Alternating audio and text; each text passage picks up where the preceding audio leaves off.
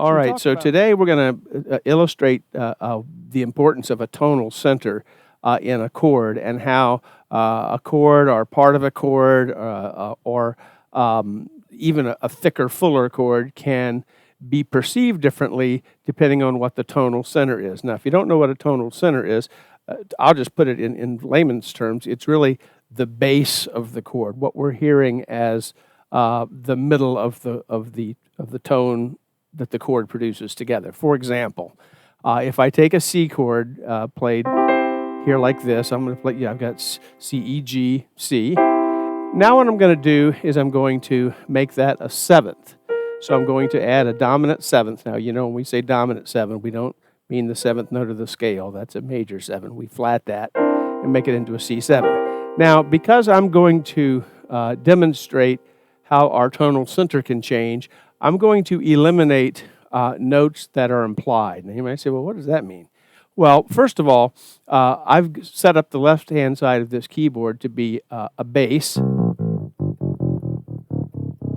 Okay, so the bass will guide my tonal center. Obviously, it'll help us stay afloat in the sea of possibilities of chords. But I'm going to go back to this C7 chord, and I'm going to drop unessential notes. Now, what I mean by that is there are notes that are required to identify the chord's primary genre. For example, whether you have in the case of a C, whether you have a naturally occurring third or a flatted third, that totally changes the tonality of the chord. It makes it a whole different thing. So the third of the chord is necessary, and we've added the seventh for color, so we're going to leave that.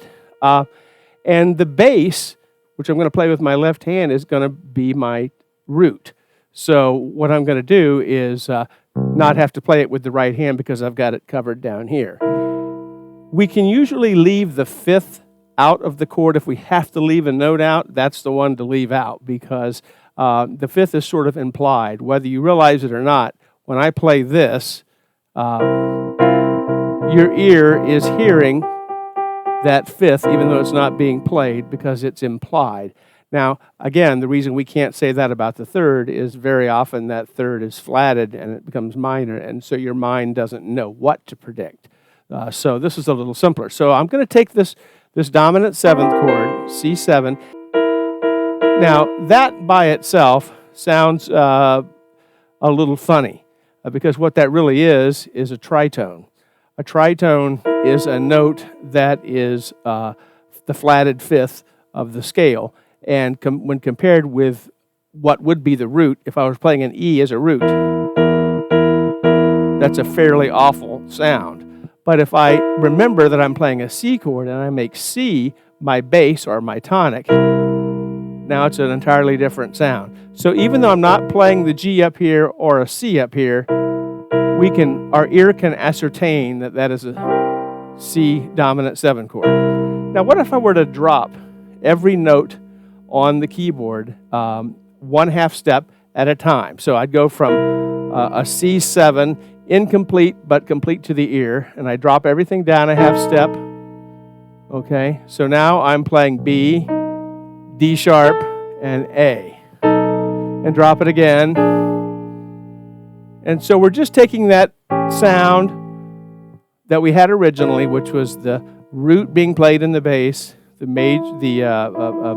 natural major third being played, and the dominant 7. If I drop it 1/2 step at a time,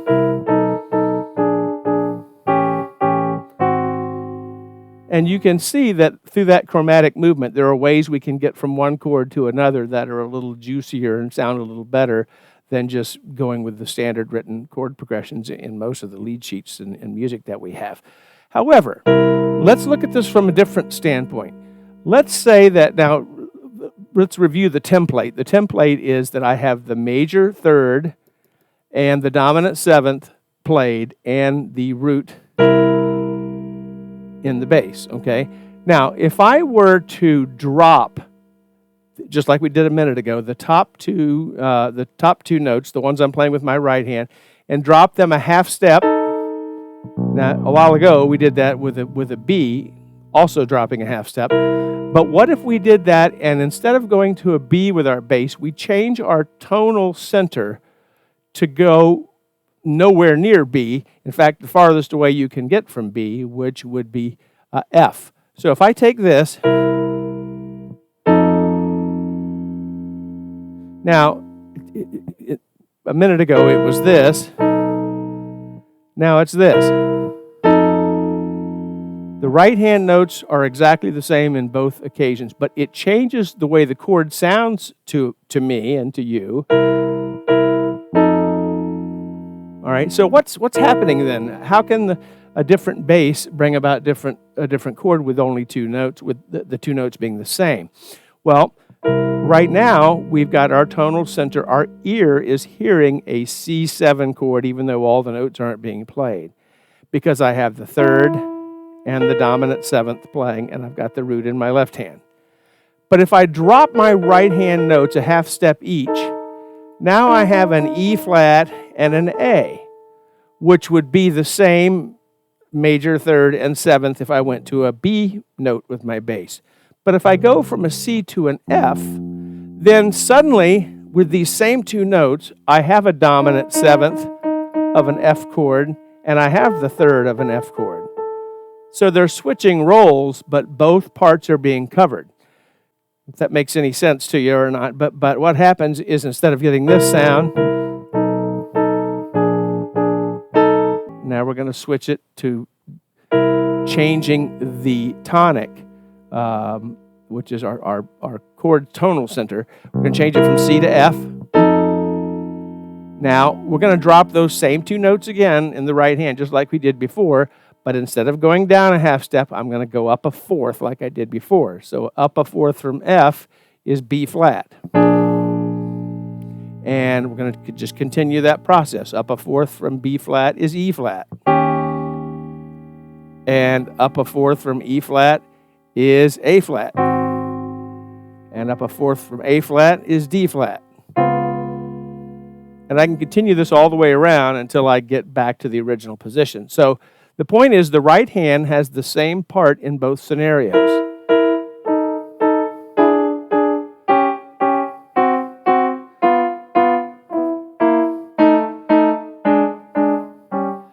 So here it is with the chromatic.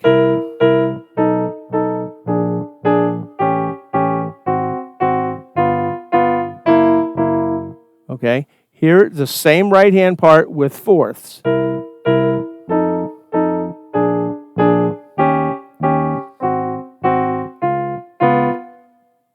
So it's a whole different thing. I'm going from a C chord to an F, a C7 to an F7, to a B flat 7, to an E flat 7, to an A flat 7. And what's happening in the right hand is these two notes are moving parallel, but they're changing roles. In the opening act, where the C is the bass, I've got a major third and a dominant seventh. When I switch my bass to F, I have a dominant seventh in the F chord and a major third. When I switch it to B flat, I've got a third of a B flat chord and the dominant seventh of a B flat chord, and so forth and so on. So it's another way to think about getting from chord to chord. If you have very simple music written and it just lacks any pizzazz, we can always take that idea of the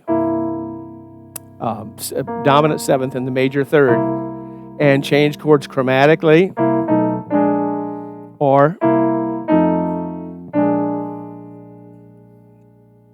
so that's an interesting pattern there too, because if I do this chromatically, I've got a C in the bass, an E and a B flat in the right hand, and if I drop it chromatically, a half step, everything, including the bass, my tonal center is B, and if I drop it again a half step, my tonal center is B flat, and we've got a B flat 7. If I go back to C and B flat, if I have a C bass, and then I go, instead of down a half step, if I go up a fourth, we'll start again now with an E and a B flat in the right hand. with a C, but instead of going down a half step, I'm going to go to a fourth of C, which is F. So instead of this sound, I'm going to get this sound. But if I do it one more time and go up a fourth from there, I'll be at the same spot I would be if I had done chromatically. So it's interesting that you know, it's like the poem, you know, a road divided in a yellow wood, and you have to choose a path. And the interesting thing is there are different ways to get from one place to another. And things like that are... However, if you will practice that pattern of just the major third and the dominant seventh moving in fourths, it'll make you think. Now, your right hand, you don't really have to think too hard. It's just chromatically downward. Okay? But the left hand, you're continuing to change keys in your mind. So you're in C, then you're going to go to the 4 in the key of C, which is an F. Now you're in the key of F. So you're going to go to the 4 in the key of F, which is a B flat. Now you're going to go to the 4 in the key of B flat, which is an E flat. Now you're going to go to the 4 in the key of E flat, which is A flat. And now you're going to go to a 4 in the key of D flat, and so forth and so on. So it's a little more of a brainiac practice technique to do all fourths, but it's interesting to the ear. You take a song that has any kind of chromatic movement and replace it with those fourths.